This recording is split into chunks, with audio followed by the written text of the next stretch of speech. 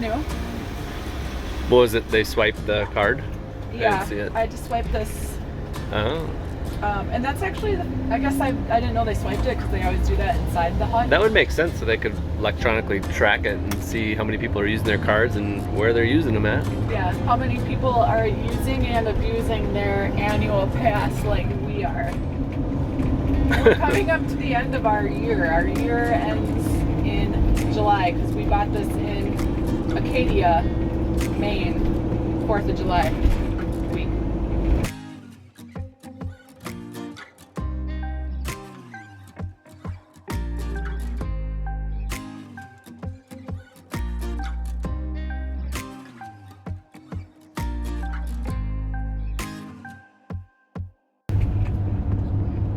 I can't believe we've never been here before. It's almost a disgrace. Look at that. So right out the side window there, it's hard to see now, but we're in the park and that's the view that we're looking at. I could just see the RVs from Nomad view.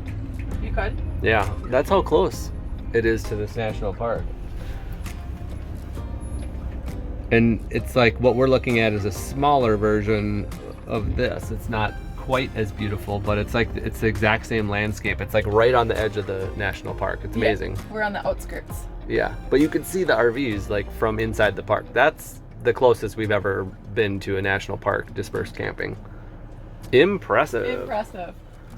Fun. Well, I guess we're gonna.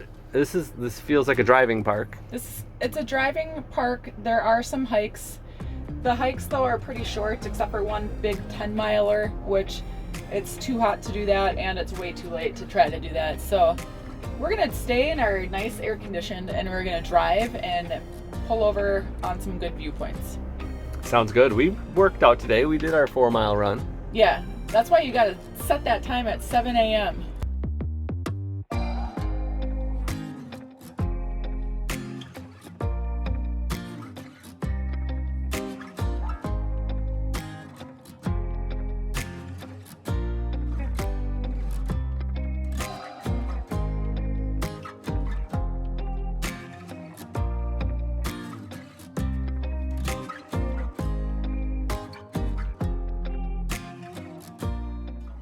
Well, we might have just found a little slice of heaven here in South Dakota.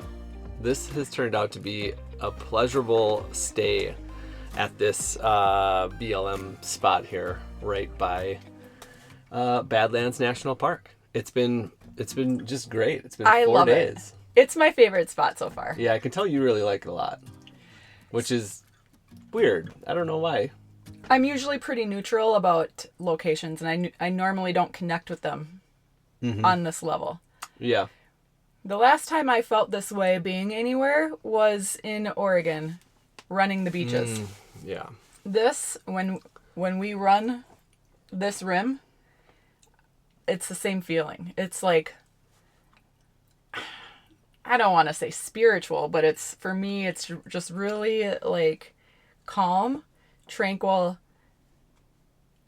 and I feel good. It just makes me happy. Yeah, it's spectacular. The distance you can see off, miles and miles, I don't know, 5, 10, 20 miles off, probably not that far, but you can see miles and miles off in the distance. It could be. Maybe. I don't know what it is. I don't know either. But it's great. The sunsets are every single night like phenomenal. The cows are interesting. They're much better here than the last place we were at, Wyoming. They're for some reason I like the cows better. The cows are better. they're the color, like they're peaceful. Like you can see them just slowly They seem a lot happier. Yeah, they're great, happy cows. And there's a lot more cows here. There's a lot of them. It's a huge herd. Yeah. Yeah, multicolored cows. And I think that they're in heat or something because they are making the weirdest noises.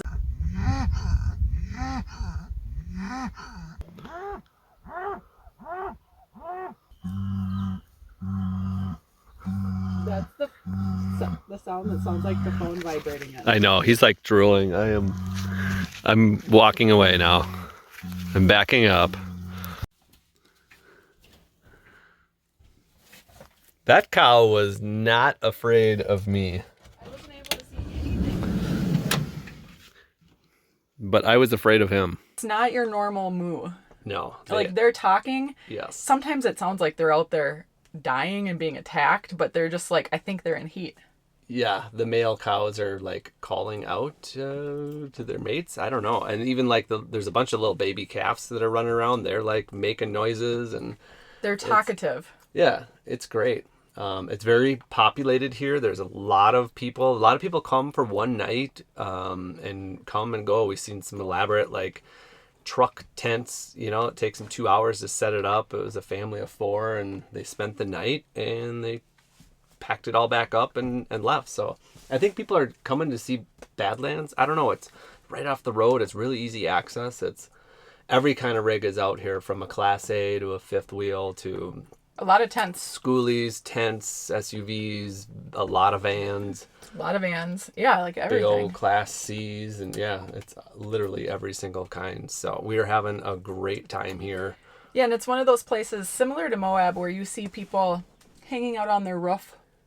And a lot of people out at the sunset taking pictures. Mm-hmm. Like, you can tell people are just here soaking in the beauty. Yes. Yeah, it's one of those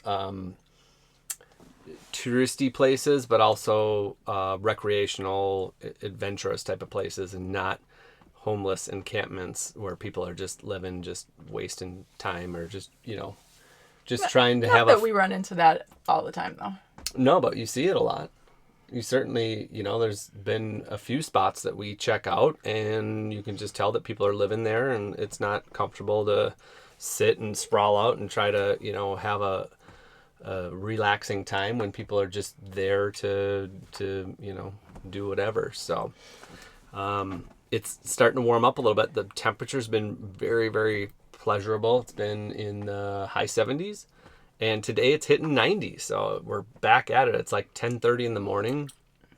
The sun is blaring hot. We're soaking up those charge rays and getting our Battleborns charged up, which is a great, great feeling, where we can actually sit again for, you know, days on end, and we don't have to worry about. So now that we can sit, we're going to be leaving.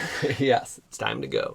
But it's hot, so we're going to, you know, take the day, go to the park, and drive around a little bit, see what's going on in Badlands. We don't need to dump and fill, but we're going to do it anyway since we're out.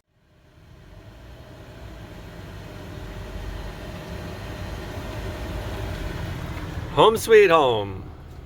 We're getting more used to leaving our stuff here and nobody messes with it. Yeah. That we know of. A little bit easier park job the second time in. Yeah, well, you couldn't even see our stuff from the road. Yeah, it's very uneven here. And obviously we're really close to the edge. I mean, not that close, but close enough. So, beautiful spot. What a fun little outing at the national park today. Yeah, the Badlands was interesting. It's our first national park that was half gravel roads. And had a back entrance where you don't have to pay. Aaron got kind of crabby. What? No, it was fun. It was a good drive. That one just hopped and caught a bug. What are you talking about? Dude, it just hopped like a foot into the air and clapped a bug. Is that an owl? Look at that. It's like a little barn owl. Cool. It was just sitting there. Those are rare. That one's big. I think I've seen like 2 owls in my entire life. Is that your first owl? Yeah, it was a lot smaller than what I would have guessed. They get bigger too. Like that was a little one. The baby owl. Sitting. He was watching the prairie dogs too. And now we're home. Back home for a few more days. Well, the last 2 nights have been extremely rough. We have not had great night's sleep here to finish out our stint at steer pasture overlook. We had 4 mice in the last 2 nights. 3 last night. Yeah. And 1 the night before. And I don't know. We might still have more in here right now, for all we know. If there's 4, there could be more. I hope it's done. Here you can see he got into our vitamins and had a little crack party back there. And back there, this little guy probably had a nice little time before he met the trap. Pretty gross though. Pretty gross. This is our second mouse. They get in for one night. We get them on the next night. We're getting better though. This is the first time they've destroyed anything. Like your vitamins? Well, yeah. Last time they didn't get to anything. Oh, horrible. It's probably the worst thing about boondocking is the mice. Yeah. We got to get better at them.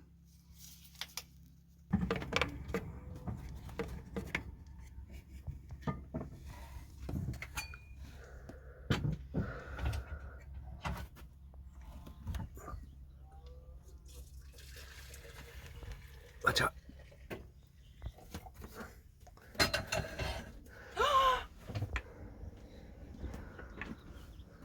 Why is he so spotty up top?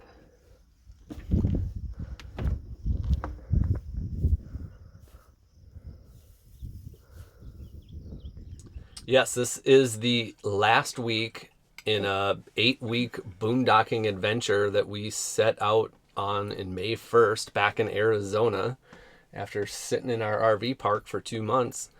And it's been great. We have not ran our generator once, which doesn't work, by the way.